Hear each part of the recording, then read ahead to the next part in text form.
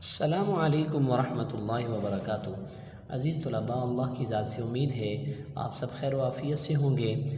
جماعت داہم کی اسلامیات میں ہم نے موضوعاتی مطالعہ نمبر 9 کا آغاز کیا تھا، اور اس موضوعاتی مطالعہ نمبر 9 کا ایک لانگ کویشچن آپ کو کروا دیا گیا، اور وہ ہے حقوق العباد کی تفصیل یا حقوق العباد پر نوٹ۔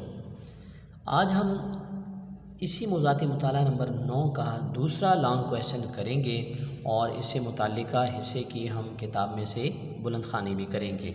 اور یہ دوسرا لانگ کویشچن کیا ہے؟ یہ دوسرا لانگ کویشچن ہے خطبہ حجت الوداع کی روشنی میں عورتوں کے حقوق و فرائض بیان کریں۔ تو عزیز طلباء، ہم اس لانگ کویشچن کے جو اہم نکات ہیں ان کو دیکھ کر پہلے ان کو سمجھتے ہیں، اور اس کے بعد ہم کتاب میں سے بلند خوانی کریں گے۔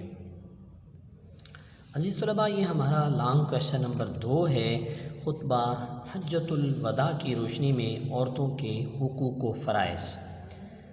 یاد رکھیے، عورتوں کے جو حقوق ہیں وہ مردوں کے فرائض ہیں، اور جو عورتوں کے فرائض ہیں وہ مردوں کے حقوق ہیں۔ تو اس سوال کے اندر حجت الوداع کی روشنی میں دونوں چیزیں اکٹھی بیان کی جائیں گی، عورتوں کے حقوق بھی اور عورتوں کے فرائض بھی۔ اس میں سے بعض حقوق ہیں، بعض فرائض ہیں۔ جیسے سب سے پہلے نمبر پر ہے مہر کی ادائیگی، تو یہ عورتوں کا حق ہے، مردوں کا فرض ہے۔ اللہ تعالیٰ نے قرآن مجید میں حکم دیا، ارشاد فرمایا وَآتُوا النِّسَاءَ صَدُقَاتِهِنَّ نِحْلَةً، کہ عورتوں کے حق مہر خوش دلی سے ادا کیا کرو۔ تو اس لیے سب سے پہلا حق تو عورت کا یہ ہے کہ اس کے مہر کی ادائیگی کی جائے۔ پھر اس کے بعد وراثت کا حق، کہ جیسے وراثت میں مرد کا حصہ ہے تو اسی طرح وراثت کے اندر عورت کا بھی حصہ ہے۔ تو یہ آج ہمارے معاشرے کا یہ المیہ ہے کہ بیٹوں کو تو وراثت میں سے حصہ دیا جاتا ہے، اور بیٹیوں کو بہت سارے لوگ وراثت کے اندر حصہ نہیں دیتے۔ تو یہ حق بتلایا، عورتوں کے حقوق بتلائے کہ عورت کا یہ حق ہے کہ وراثت میں سے اس کو بھی حصہ دیا جائے، جتنا حصہ بنتا ہے شریعت کے اصول کے مطابق، حکم کے مطابق جتنا بیٹی کا حصہ بنتا ہے۔ بلکہ قرآن مجید میں اگر دیکھتے ہیں تو اللہ رب ذوالجلال نے وہاں بیٹی کا حصہ پہلے بتایا، اور بیٹی کے حصے کی مثال دے کر بیٹے کا حصہ جو ہے وہ سمجھایا۔ تو قرآن کی سورہ نساء کے اندر اللہ رب ذوالجلال بیان فرماتے ہیں یوصیکم اللہ فی اولادکم للذکر مثل حظ الانثیین، کہ لڑکے کے لیے 2 لڑکیوں کے برابر حصہ ہے۔ یعنی پہلے لڑکی کا حصہ بیان کیا، بیٹی کا پہلے حصہ بیان کیا۔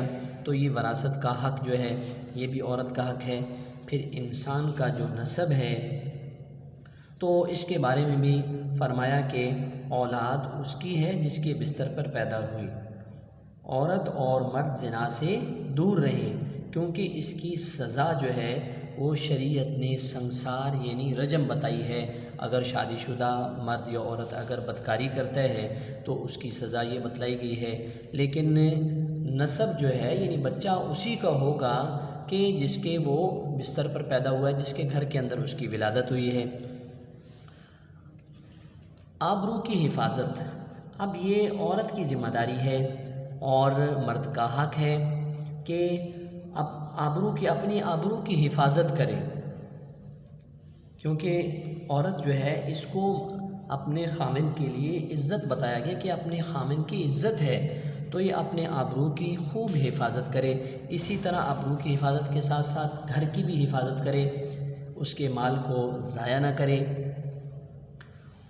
اور اگلا حق جو ہے سزا سے اجتناب، مردوں کا یہ فرض ہے اور عورتوں کا یہ حق ہے کہ اگر اس سے کوئی چھوٹی موٹی غلطی ہو جائے تو اس پر اس کو سزا نہ دی جائے۔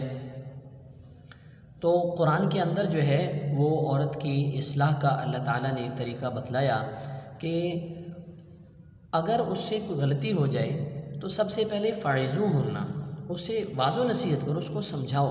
واہجروہن فی المضاجع، اگر سمجھانے سے فائدہ نہیں ہوتا تو پھر اس سے بستر الگ کر لو۔ پھر فرمایا کہ اگر پھر بھی جو ہے اس پر اثر نہیں ہوتا وَاضْرِبُوهُنَّ پھر اس کو مارو، لیکن مار کے بارے میں یہی تفصیل لکھی گئی ہے کہ ایک تو مار ایسی نہ ہو کہ جس سے کوئی ہڈی وغیرہ ٹوٹ جائے یا چہرے کے اوپر مارا جائے، جسم کے اوپر کوئی نشان ظاہر نہیں ہونا چاہیے، تو یہاں تک فرمایا۔ اور فرمایا کہ اگر فَإِنْ أَطَعْنَكُمْ فَلَا تَبْغُوا عَلَيْهِنَّ سَبِيلًا اگر یہ آپ کی فرما بردار ہو جاتی ہے پھر اگلا راستہ جو ہے وہ اس کے لیے تلاش نہ کیا جائے۔ پھر نان نفقہ کا جو ہے وہ حق دیا گیا کہ مرد اس کا ذمہ دار ہے، عورت جو ہے اس نے گھر کے کام کرنے ہیں، گھر کے کاموں کی ذمہ داری، اولاد کی تربیت اور گھر کے کام کاج۔ اللہ نے عورت کی جنت گھر کی چار دیواری میں چھپا رکھی ہے، لیکن یہ جتنے بھی اخراجات ہیں اس کی ذمہ داری جو ہے یہ مرد کی ہے کہ اپنے بھی اخراجات پورے کرے، اپنی بیوی کے بھی، اور اپنے بچوں کے اخراجات بھی پورا کرے، یہ مرد کی ذمہ داری ہے۔ رازداری کہ قرآن میں اللہ تعالیٰ نے عورت اور مرد کو ایک دوسرے کا لباس فرمایا ہے، ہن لباس لکم وانتم لباس لہن۔ آج معاشرے کے اندر جو ہے نوجوان طبقے میں اس طرح کی غلطیاں پائی جاتی ہیں، یہ زمانہ جاہلیت کی چیز ہے۔ زمانہ جاہلیت کے اندر لوگ جو ہے اپنے بیویوں کے جو علیحدگی میں جو بیوی کے ساتھ تعلقات ہوتے ہیں اس کو بڑا فخر سے بیان کرتے تھے، تو ایسا بالکل نہیں ہونا چاہیے۔ ایک دوسرے کے راز جو ہے وہ افشا نہیں کرنے چاہیے بلکہ ان کو پوشیدہ رکھنا چاہیے۔ اللہ کے رسول صلی اللہ علیہ وسلم نے ایسے میاں بیوی پر لعنت فرمائی ہے کہ جو تنہائی کی باتیں دوسروں کے سامنے کھولتے ہیں۔ تو یہ رازداری، بے حیائی کا ارتکاب نہ کیا جائے، اس سے بچا جائے۔ یاد رکھیے دونوں کے لیے یہ حکم ہے، مرد ہو یا عورت ہو، وہ کسی قسم کی کو بے حیائی کا ارتکاب نہ کریں، اپنی عزت اور عصمت کی حفاظت کریں۔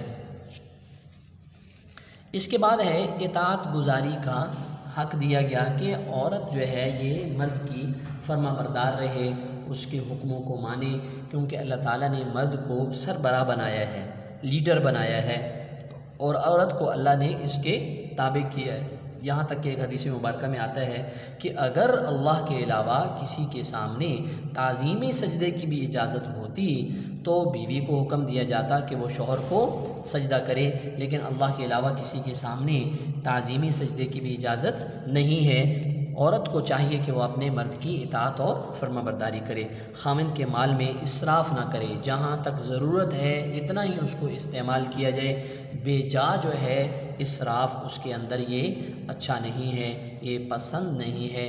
یہ وہ حقوق ہیں جو اللہ کے رسول صلی اللہ علیہ وسلم نے خطبہ حجۃ الوداع کی روشنی میں مردوں اور عورتوں کے حقوق و فرائض کو اللہ نے بیان فرمایا۔ اب ہم کتاب میں بلند خوانی کرتے ہیں۔ انسانی حقوق اور حسن سلوک سے متعلق خطبہ حجۃ الوداع کے اہم نکات۔ لوگوں، اللہ تعالیٰ کا ارشاد ہے کہ انسانوں، ہم نے تم سب کو ایک مرد اور ایک عورت سے پیدا کیا ہے، تمہیں جماعتوں اور قبیلوں میں بانٹ دیا ہے، تم لوگ الگ الگ پہچانے جا سکو، تم میں زیادہ عزت و کرامت والا خدا کی نظر میں وہی ہے جو خدا سے زیادہ ڈرنے والا ہے۔ چنانچہ اس آیت کی روشنی میں نہ کسی عربی کو عجمی پر کوئی فوقیت حاصل ہے، نہ کسی عجمی کو عربی پر، نہ کالا گورے سے افضل ہے، نہ گورا کالے سے۔ بزرگی اور فضیلت کا معیار صرف تقوی ہے۔ عزیز طلباء، یہ جو پیراگراف ہم پڑھ رہے ہیں یہ اصل میں سوال نمبر 3 سے متعلقہ ہے، جو سوال آج ہم نہیں کر رہے، ہم انشاءاللہ اگلی نشست میں اس کو کریں گے، لیکن اب اس کی بلند خوانی ہم اکٹھے کر لیتے ہیں۔ لوگوں، تمہارا رب ایک ہے۔ سارے انسان آدم کی اولاد ہیں اور آدم کی حقیقت اس کے سوا کیا ہے کہ وہ مٹی سے بنائے گئے۔ اب فضیلت اور برتری کے سارے دعوے، خون اور مال کے سارے مطالبے اور سارے انتقام میرے پیروں تلے روندے جا چکے ہیں۔ یہ اللہ کے رسول صلی اللہ علیہ وسلم فرما رہے ہیں۔ قتل عمد جو جان بوجھ کر قتل کیا جائے اس کا قصاص لیا جائے گا۔ قتل غیر عمد وہ ہے جس میں کوئی لاٹھی یا پتھر لگنے سے ہلاک ہو جائے۔ یہ قتل غیر عمد کی جو ہے وہ تعریف بتائی جا رہی ہے کہ قتل غیر عمد کیا ہے۔ قتل کرنے کا ارادہ نہیں تھا مگر کسی ایسی چیز سے جس سے عام طور پر بندہ مرتا نہیں ہے وہ ماری اور اس سے وہ بندہ مر گیا۔ اس صورت میں 100 اونٹ دیت مقرر ہے قتل غیر عمد میں۔ جو اس سے زیادہ طلب کرے گا وہ زمانے جاہلیت کے لوگوں میں سے ہوگا۔ دیکھو میرے بات کہیں گمراہ نہ ہو جانا کہ آپس میں ہی گردنیں مارنے لگو۔ دیکھو میں نے حق پہنچا دیا ہے، پس اگر کسی کے پاس امانت رکھوائی جائے تو اس بات کا پابند ہے کہ امانت رکھوانے والے کو امانت پہنچا دے۔ تمام سودی کاروبار آج سے ممنوع قرار پاتا ہے۔ لوگوں خدا نے میراث میں ہر وارث کا جداگانہ حصہ مقرر کر دیا ہے، اس لیے اب وراثت کے حق میں 1/3 سے زائد میں کوئی وصیت جائز نہیں۔ یہاں سے یہ آج کا ہمارا سوال شروع ہو رہا ہے اس پیراگراف سے، جو آج ہم نے سوال کیا ہے کہ حجت الوداع کی روشنی میں عورتوں کے حقوق اور ان کے فرائض۔ جان لو کہ لڑکا اس کی طرف منسوب کیا جائے گا جس کے بستر پر وہ پیدا ہوا، اور جس پر حرام کاری ثابت ہوئی اس کی سزا سنگ ہے، یعنی سنگسار، پتھر مار کر اس کو ہلاک کر دینا۔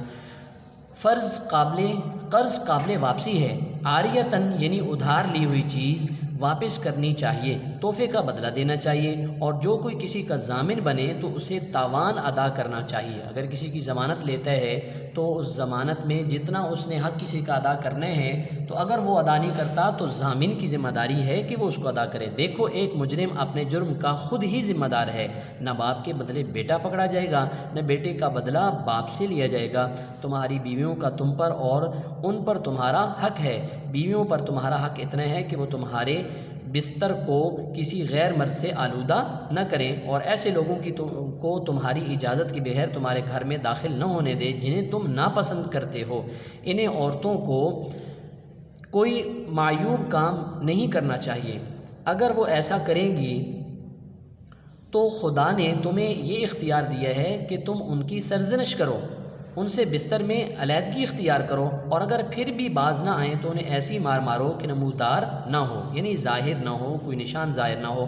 اگر وہ باز آ جائیں تو تم پر واجب ہے کہ انہیں اچھا کھلاؤ اور رواج کے مطابق اچھا پہناؤ۔ عورتوں کے معاملے میں فراخ دلی سے کام لو، کیونکہ در حقیقت وہ ایک طرح سے تمہاری پابند ہیں، ان کی کوئی املاک نہیں، اور تم نے انہیں خدا کی امانت کے طور پر قبول کیا ہے، اور تم اللہ تعالیٰ کے حکم سے ہی ان کے وجود سے حظ اٹھاتے ہو۔ حظ کہتے ہیں فائدے کو، نفع کو۔ سو خواتین کے معاملے میں اللہ تعالیٰ سے ڈرتے رہو اور ان سے نیک سلوک کرو، اور کسی عورت کے لیے جائز نہیں کہ وہ اپنے شوہر کا مال اس کی اجازت کے بغیر کسی کو دے۔ لوگوں میری بات سنو اور سمجھو، ہر مسلمان دوسرے مسلمان کا بھائی ہے۔ کسی کے لیے یہ جائز نہیں کہ وہ اپنے مسلمان بھائی سے کچھ لے سوائے اس کے جسے اس کا بھائی برضا و رغبت عطا کرے۔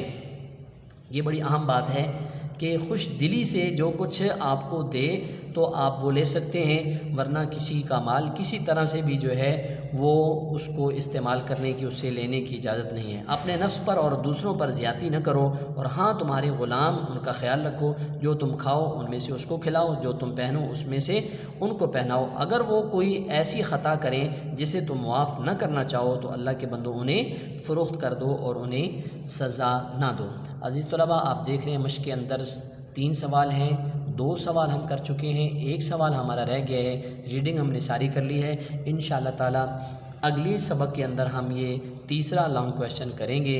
اس وقت تک اجازت چاہتا ہوں۔ السلام علیکم ورحمۃ اللہ وبرکاتہ۔